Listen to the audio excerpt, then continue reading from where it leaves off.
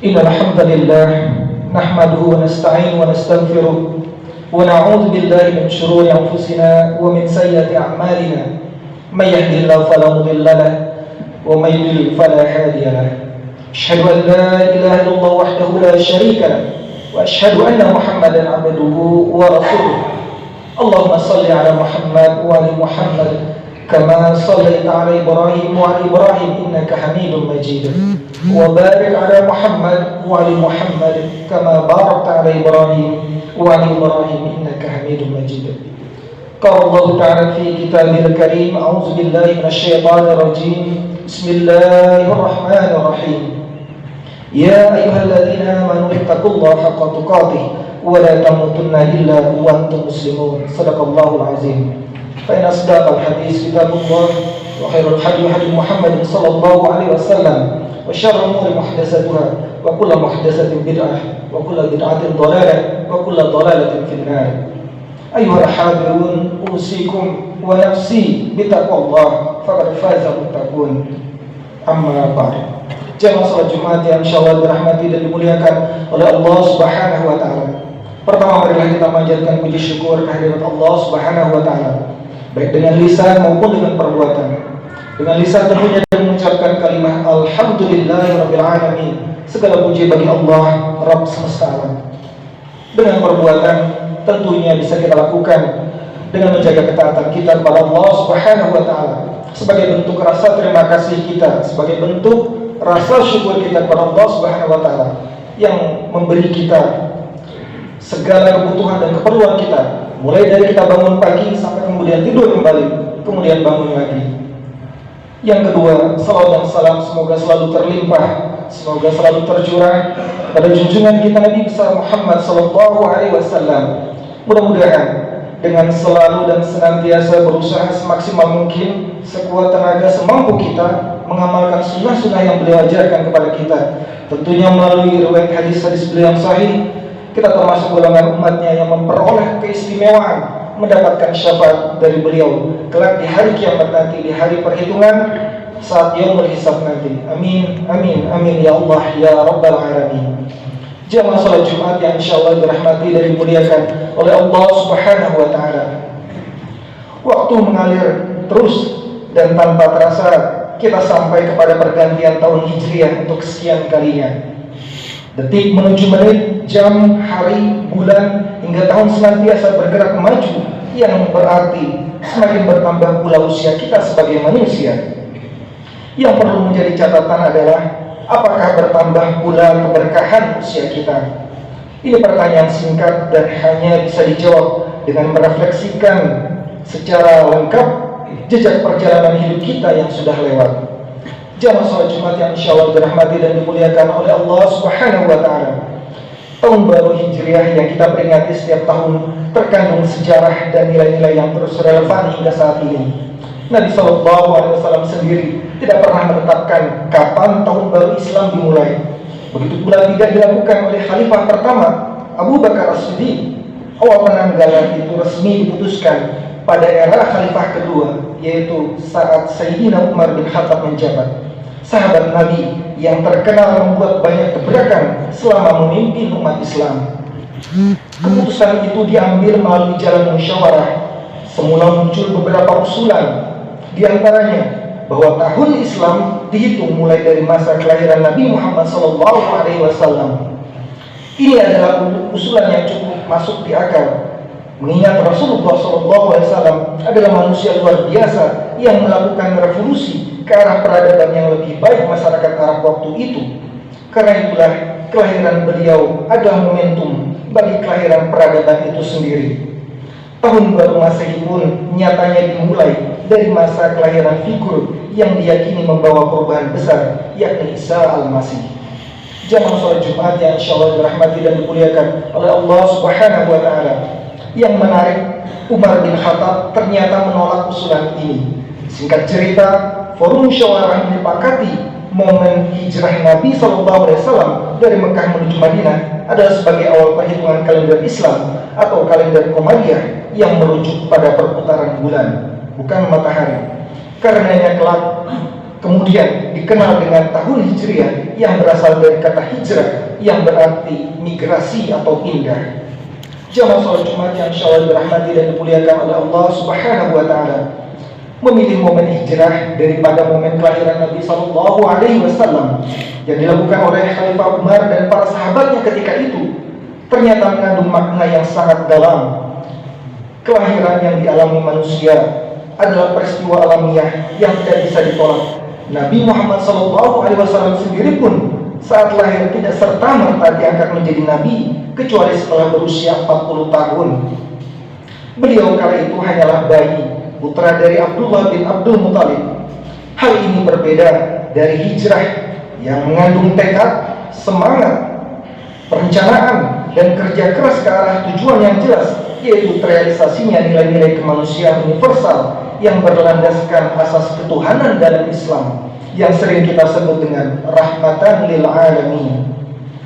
Nabi SAW memutuskan hijrah setelah melalui proses panjang selama 13 tahun di kota Mekah dengan berbagai tantangan dan jerih payahnya. Mula-mula beliau berdakwah secara sembunyi-sembunyi, dimulai dari keluarga, orang-orang terdekat, dan pelan-pelan lalu kepada masyarakat luas secara terbuka. Selama itu Rasulullah SAW mendapat cukup banyak rintangan, mulai dari dicaci maki, dilempar kotoran unta, kekerasan fisik maupun non fisik, hingga percobaan pembunuhan. Semua dilalui dengan penuh kesabaran dan kebijaksanaan. Dan ternyata modal utama hingga beliau berhasil menyadarkan sejumlah orang ketika itu adalah akhlak mulia dari baginda Nabi Muhammad SAW. Rasulullah SAW tampil sebagai agen perubahan di tengah masyarakat Arab yang begitu bejat saat itu. Asas tauhid melenceng jauh karena menganggap berhala sebagai Tuhan. Nilai-nilai kemanusiaan pun juga nyaris tidak ada lantaran masih maraknya perbudakan, fanatisme suku, harta riba, bahkan penguburan hidup-hidup bayi, perempuan, dan lain-lain. Rasulullah SAW yang hendak mengubah cara pandang dan perilaku masyarakat jahiliyah mesti berhadapan dengan para pejabat dan para pembesar suku yang iri dan tamak kekuasaan, termasuk dari paman beliau sendiri, yaitu Abu Jahal dan Abu Lahab.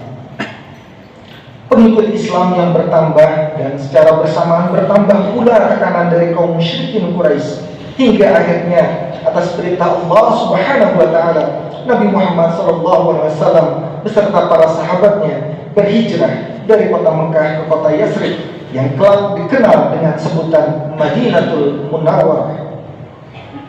Jamaah sholat Jumat yang insyaallah dirahmati dan dimuliakan oleh Allah Subhanahu wa taala. Perjalanan hijrah di malam hari dilakukan di malam hari dengan cara sembunyi-sembunyi dan penuh kecemasan menghindari kejaran kaum kafir Quraisy. Beruntung kala itu di kota Yasrib, Rasulullah SAW beserta sahabat-sahabatnya disambut positif oleh penduduk setempat. Sebagian dari mereka mengenal Islam dan bahkan sudah berbayat kepada Nabi SAW saat di Makkah. Disinilah Nabi membangun peradaban Islam yang kokoh. Jumlah penganut Islam yang semakin banyak, semangat persaudaraan antara Muhajirin dan Ansar pun dipupuk, dan kesepakatan-kesepakatan dengan kelompok di luar Islam diciptakan demi terwujudnya satu kehidupan masyarakat yang damai. Jamaah sholat Jumat yang insyaallah dirahmati dan dimuliakan oleh Allah Subhanahu wa taala.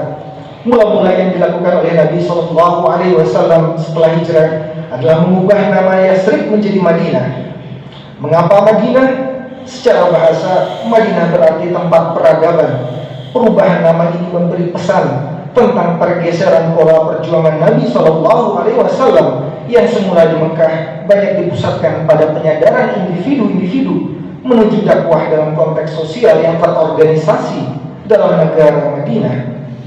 Di sini konstitusi atau Misatul Madinah atau Piagam Madinah dibangun, struktur pemerintahan pun disusun, dan aturan-aturan Islam seputar muamalah atau hubungan antar sesama banyak dikeluarkan. Tentang Piagam Madinah sendiri, Nabi SAW menjadikannya sebagai titik temu masyarakat Madinah yang plural ketika itu, yang meliputi orang-orang Muslim, orang Yahudi, suku-suku di Madinah dan lain-lain. Demikianlah hijrah Nabi SAW yang monumental itu seperti mendapatkan momentum puncaknya, yakni terwujudnya masyarakat yang beradab. Jamaah salat Jumat yang insyaallah dirahmati dan dimuliakan oleh Allah Subhanahu wa taala. Setidaknya ada 2 poin yang perlu kita garis bawahi dari ulasan di atas. Yang pertama, tahun baru Hijriah harus dimaknai dalam kerangka perjuangan Nabi SAW, dalam kerangka perjuangan merealisasikan nilai-nilai kemanusiaan yang universal yang berlandaskan asas ketuhanan dalam Islam atau rahmatan lil alamin. Nabi SAW sebagai sosok, termasuk momen kelahirannya, memang layak untuk dihormati. Tapi ada yang lebih penting lagi, yakni spirit dan prestasi beliau sepanjang periode risalah. Dalam perjuangan itu ada ikhtiar, ada pengorbanan, ada keteguhan prinsip, ada keseriusan, ada kesabaran, dan juga ada keikhlasan. Dan yang terakhir ini menjadi sangat penting karena Rasulullah SAW bersabda, "Innamal a'malu binniyat wa innamal likulli imri'in ma nawa, faman kanat hijratuhu ila Allah wa rasulih, fa hijratuhu ila Allah wa rasulih, wa man kanat hijratuhu lidunya yusibuha wa imra'atin yankihuha, fa hijratuhu ila ma hajara ilaihi." Nabi SAW bersabda, sesungguhnya setiap perbuatan tergantung dengan niatnya, dan sesungguhnya setiap orang akan dibalas berdasarkan apa yang dia niatkan. Barang siapa yang hijrahnya karena ingin mendapatkan keridhaan Allah dan Rasulnya, maka hijrahnya kepada keridhaan Allah dan Rasulnya. Dan siapa yang hijrahnya karena menginginkan kehidupan yang layak di dunia, atau karena wanita, atau karena pasangan yang ingin dinikahinya, maka hijrahnya akan bernilai sebagaimana yang dia niatkan. Nabi SAW dan para sahabatnya menunjukkan ketulusan yang luar biasa hanya untuk jalan Allah Subhanahu wa taala.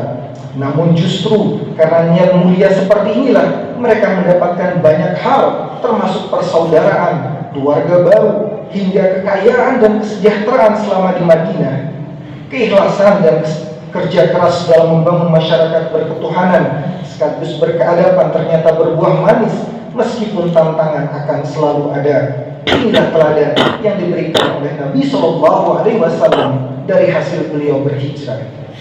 Poin yang kedua atau poin yang terakhir adalah kenyataan bahwa Nabi SAW tidak membangun negara berdasarkan fanatisme kelompok ataupun suku.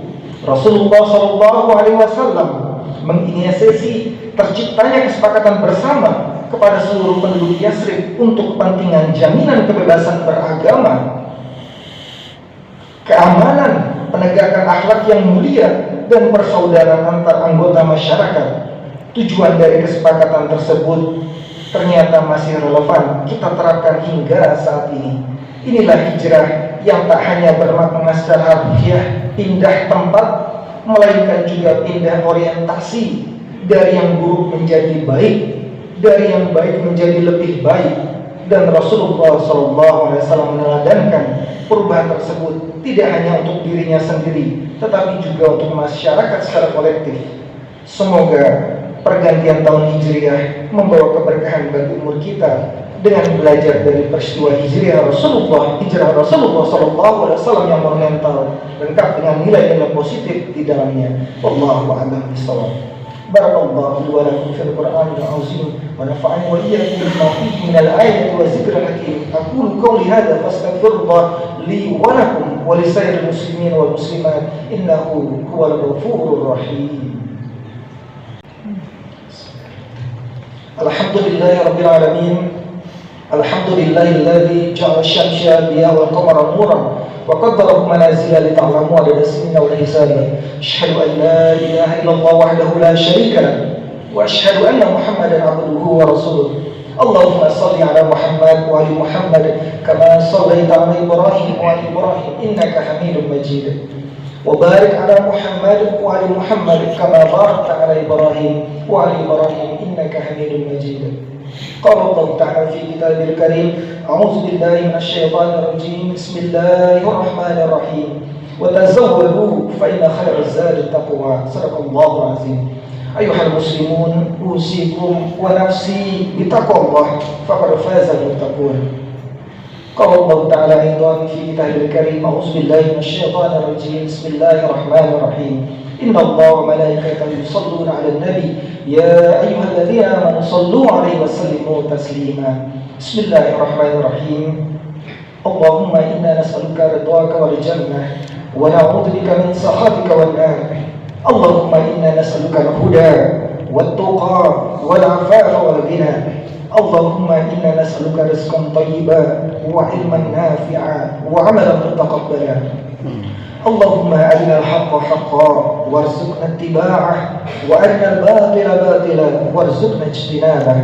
اللهم اغفر لنا ولوالدينا وارحمهما كما ربيانا صغارا، ولجميع المسلمين والمسلمات والمؤمنين والمؤمنات الأحياء منهم والأموات، إنك سميع قريب مجيب دعوات ويا قاضي الحاجات.